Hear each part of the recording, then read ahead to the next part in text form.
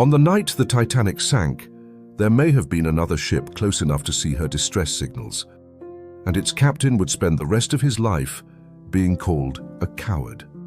His name was Stanley Lord, captain of the SS Californian. Unlike the Titanic, the Californian had already stopped for the night. Lord had seen ice ahead, and rather than risk pushing through it in the dark, he ordered his ship to wait until morning.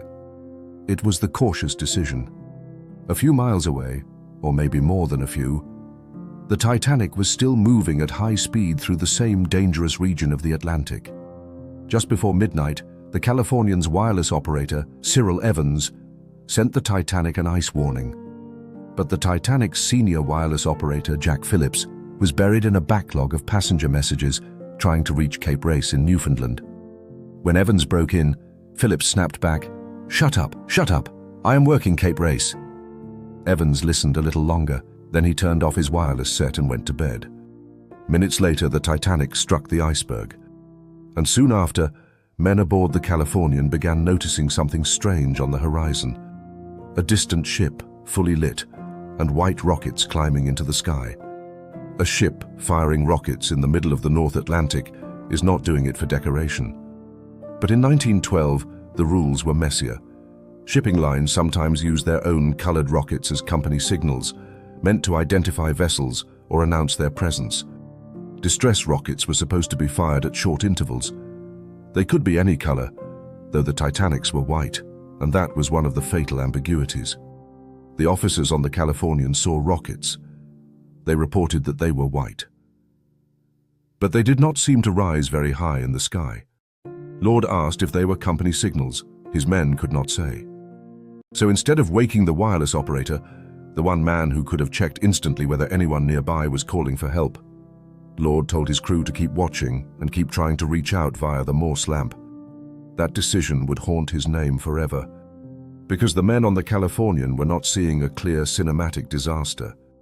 They were seeing distant lights through a freezing Atlantic haze. Some modern Titanic researchers argue that unusual atmospheric conditions may have distorted what both ships saw that night.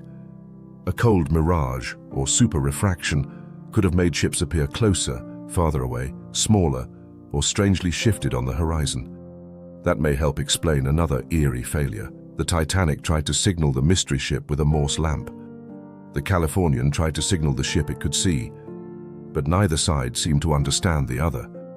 To the Californian's officers, the distant lamp did not look like clear Morse code.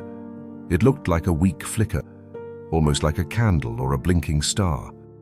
And the Californian stayed where it was, still stopped and surrounded by ice. The contrast with Captain Arthur Rostron of the RMS Carpathia could not have been sharper.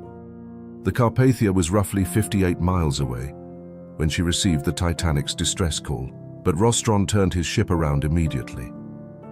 He pushed through dangerous ice at speed and prepared his crew before they arrived.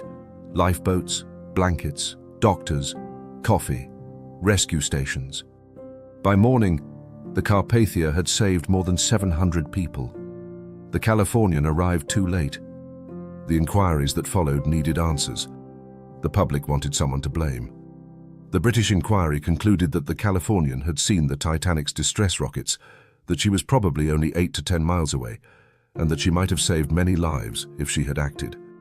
Lord was never criminally charged, but his reputation was destroyed anyway. For the rest of his life, he insisted that the ship his crew saw was not the Titanic. And later, evidence complicated the story. When the Titanic's wreck was found in 1985, it proved the ship's own distress position had been wrong by about 13 miles.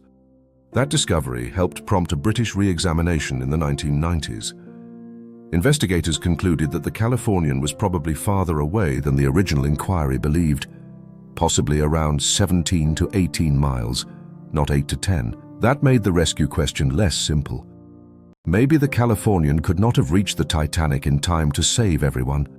Maybe the strange lights and distorted horizon really did confuse the officers watching from the deck. Maybe Stanley Lord was made to carry too much blame for a disaster caused by many failures. But one simple action could have turned mystery into certainty that night. If only he had woken the wireless operator and asked him to listen in, They would likely have heard, loud and clear given the close distance between them, that the Titanic was in trouble. After the Titanic, ocean liners could no longer afford to let the wireless room go silent.